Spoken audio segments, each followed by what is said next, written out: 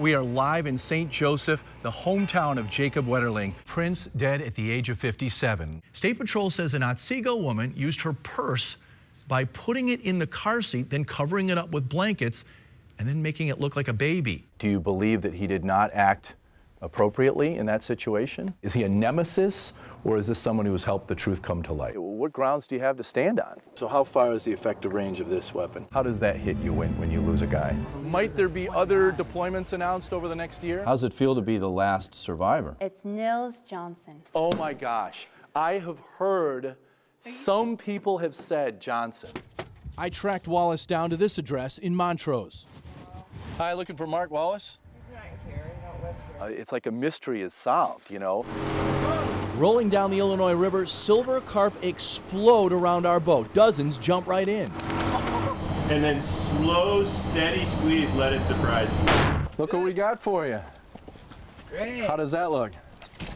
Pretty good. You can see here on these stalks, there's no ear. No ear, no ear, no ear, no ear, all the way along here, a couple rows in. The problem is not necessarily that the deer are eating the corn itself. Early on in the season, what they do is they like to eat the silk. A bullet hit the window of the car he was riding in and then hit him in the head. The driver drove off. Eventually, police arrived. What that means basically is that after a crop is grown, it depletes the soil. Another crop is planted, then cut, and allowed to replenish the soil with nutrients. It was 2 o'clock in the morning. Paul was just getting home. He was approaching this door when somebody came up to him and shot him one time. But they say there are a few more pieces of the investigation they need to put together. During high flood stages, the fish would then escape into the rivers, and since then, their populations have exploded. Farmers that I've talked with say they see wolf tracks, they find dead calves, but they rarely, if ever, see a wolf. But another Medal of Honor recipient from St. Paul is buried here at Fort Snelling National Cemetery. You'd have to find some sort of an old-timer, someone who's shot a wolf prior to 1972. Well, it turns out we found just the guy. A major break in the Jacob Wetterling case. Tonight, a person of interest has been named in his disappearance. It's a case that's haunted Minnesotans for more than 2 decades. We are digging into Daniel Heinrich's past tonight. Authorities say they connected him to the Wetterling case while pursuing leads in a different case. Some things that ring true to the Jacob Wetterling case. A blue mesh jersey, for instance. We don't know exactly what they have, but you have a feeling that they know more that they're letting on. Say they found a number of disturbing photos and videos in Daniel Heinrich's home. I know your kids were born after 1989, as were mine. You and I probably roamed our neighborhoods, didn't come home till dinner time. Yeah, when it got dark, come home, but not with our kids. Yeah. It was totally a different world. We brought the news to you first at midday. Prince dead at the age of 57. Leah, you're at Prince's Paisley Park Studios where his body was found this morning, as Tom Hauser mentioned. I know there have to be a lot of heavy hearts out there tonight. Prince's loss felt by people who have never met him. It makes it hard to understand the loss felt by those who were close to him for a very long time. Somebody from the Twin Cities came in with this album, Purple Rain. Right. You know the image, I mean, it's Prince on a motorcycle, right? And we put this on and we'd never heard anything like it. Let's take a look at some video first. Tom Hauser showed us just a few minutes ago that this van had left Prince's property there, the studio in Chanhassen. And this is the van arriving at Midwest Medical Examiner's office with Prince's body inside. This is exclusive video. I mean, he was the soundtrack of my college years, and as a guitar player myself, he blew me away every time I listened to him play. Leah, an incredible scene is developing downtown. Look at this. Thousands of people, it looks like, gathering outside First Avenue in downtown Minneapolis. The doors open for an all-night dance party at 11. Thank you so much for sharing this day with us. Here's a unique way someone tried to get through the Min Pass lane without paying for the service. State Patrol says an Otsego woman used her purse by putting it in the car seat, then covering it up with blankets, and then making it look like a baby. This was on 35W in Richfield last month. She did get a ticket. State Patrol says while your purse may be your prized possession, it does not count as your baby. An Andover teenager is dead and more than a dozen other Minnesotans hurt after a terrible crash in Florida. It happened last night on Interstate 75 near Fort Lauderdale. Florida investigators say a suspected drunk driver ran into the van full of Minnesotans, causing it to crash. Brett Hofflin has details. We are working to find out how bad their injuries are for those 14 people. In a text with family members of one of the victims, he says, we are doing everything we can to take good care of each other. Our thoughts and prayers certainly with that family. Happening now, a Minnesota Vikings player with a big heart is helping give back to the community. Tight end Kyle Rudolph just kicked off the 2018 Shamrock Shake fundraiser at the Ronald McDonald House this morning. School safety is expected to be at the top of the priority list for lawmakers. Authorities are investigating yet another school threat here in Minnesota in the wake of that deadly mass shooting in Florida. New court documents say a woman driving a car that spun out of control on Interstate 94 near Moorhead Monday held a gun to the head of a state trooper. Human-like robot is capturing the attention of many in White Bear Lake. Sophia is called a humanoid robot. Her face, skin, hair, and neckline and clothes are very authentic. She showed the crowd at Century College yesterday that she can already give a speech. Her big message, though, is how she can help others. Robots at a human scale like me will navigate houses the same way people do, able to use the same tools and spaces.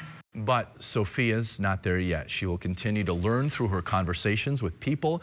Sophia also needs to undergo improvements through hardware upgrades. Don't we all?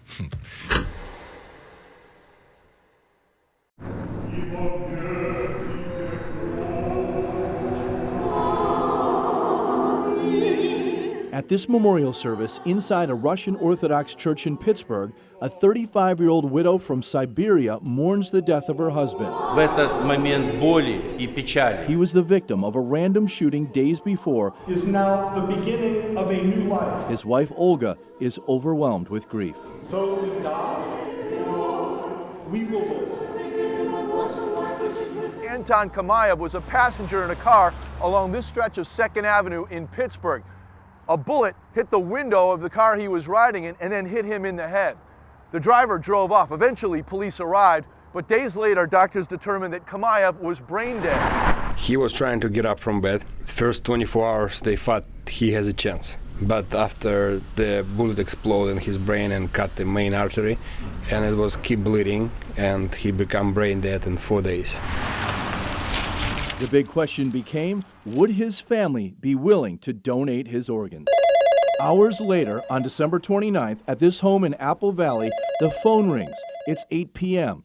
35-year-old John Bond, an 8-year veteran of the Minnesota Army National Guard, gets the call he's been waiting a year and a half for.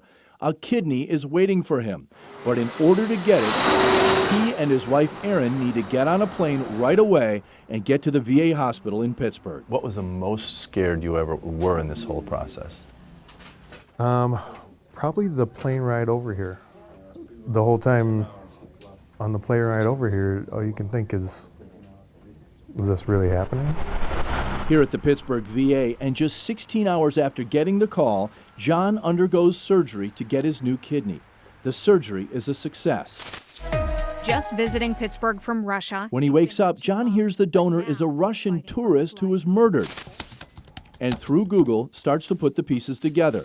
He learns something incredible. Just like him, his donor served in the Army, is 35, and is also the father of 3 children nearly the same age. I mean, who does that sound like? Yeah, exactly. I mean, it's a perfect fit. And now, days after surgery, John gets another gift. A chance to meet the wife of the man who saved his life, something not guaranteed to organ recipients. As he and his wife Erin wait, John admits he's nervous. What do you say to someone? They just lost their husband, kids lost their father. I don't know. At the same time, Olga Kamayev makes her way down the hallway to meet the new caretaker of her husband's kidney. Olga? Hi, I'm John. Olga. Hi, can I give you a hug?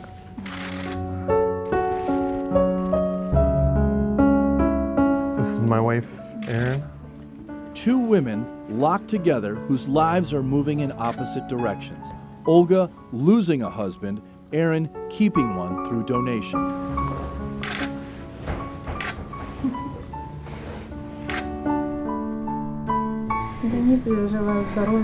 She wish you good luck.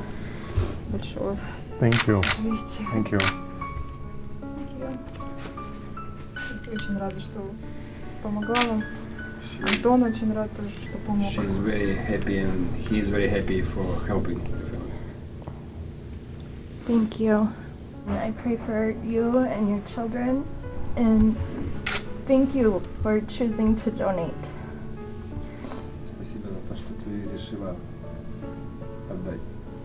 Thank you.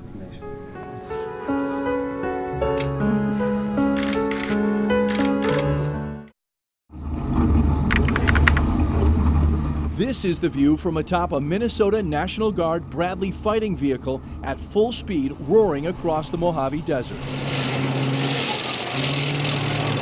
Infantry troops spring from the rear, ready for battle with enemy fighters on the hills beyond.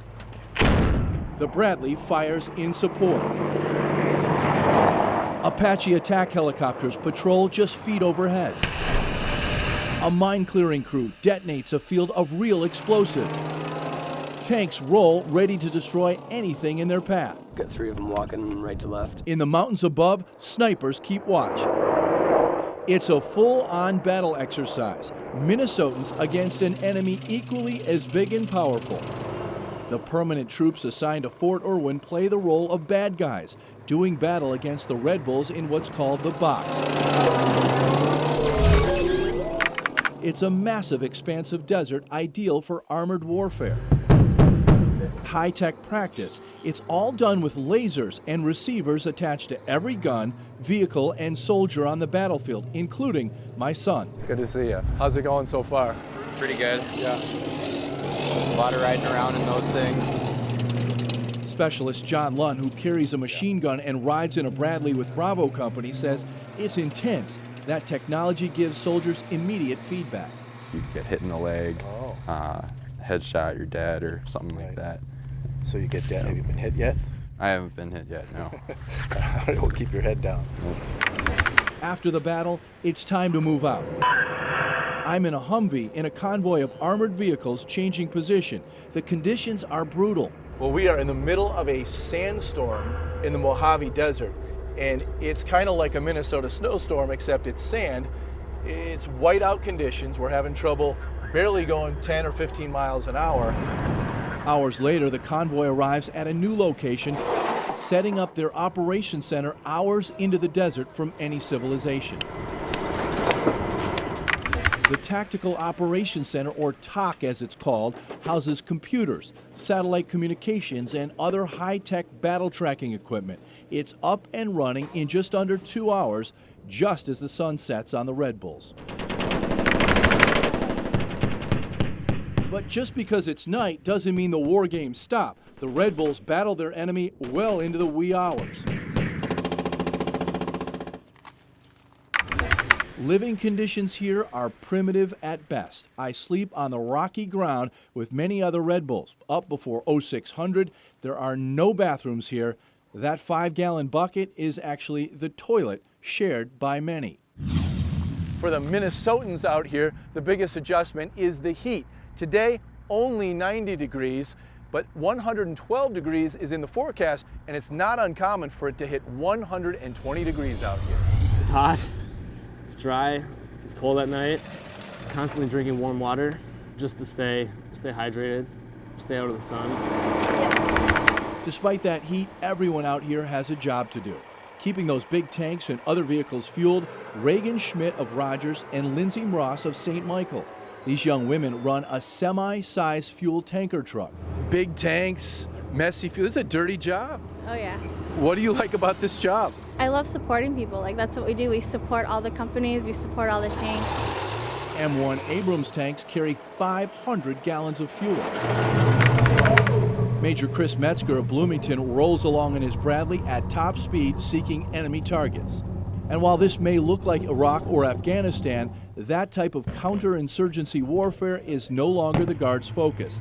They are here practicing against forces of equal size, think Russia, China, or even North Korea. And we've gotten a little bit rusty in some skill sets on how to close with and destroy the enemy in a more conventional fight. Major Metzger is part of one of the 194's leadership group, making sure that rust gets polished out here. And one of the unique challenges that we have in the National Guard is we don't get to train as often as the active duty does. So we have to maximize each moment that we do have so that when we get an opportunity to train in an environment like this, we can capitalize on that. In fact, this training mission is so important, several of the nation's highest-ranking generals have traveled from the Pentagon, choppering out here to meet with the Minnesotans. Guard leaders here tell me they feel the pressure to succeed. Commanding Officer Lieutenant Colonel Joshua Seimer of Chaska says the hardcore training here is paying off. We have built up to a high level of readiness, and we are ready to deploy and fight our nation's battles wherever we may be called. And that's some comfort to the families of these soldiers all across Minnesota who put their trust in leaders like Seimer and Metzger. Families are part of the support system of our soldiers. Are you getting enough to eat? Yep. MREs? MREs, but it's kind of all I need right now. And those families want to make sure our Red Bulls are ready for whatever awaits them. I'm proud of you. Thanks.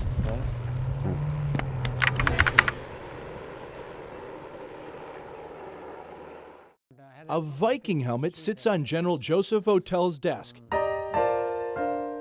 As a boy growing up in St. Paul, Votel loved the Vikings and Twins. Of course, I grew up in the Fran Tarkington era there and the Harmon Killebrew era, and so those two individuals were personal heroes to me.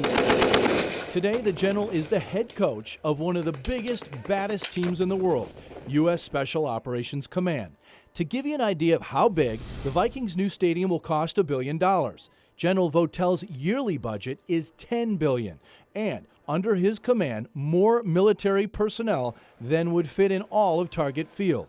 Like a coach, General Votel needs to have his players ready. Their performance, a matter of life and death. The nation expects us to be ready for things before they appear, and so, that readiness has to be paid for. It has to be paid for in new investments. It has to be paid for in training.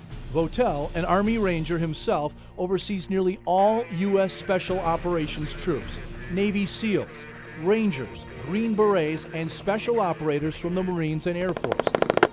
At any given time, there are 7,500 Special Ops troops deployed in 85 countries around the world.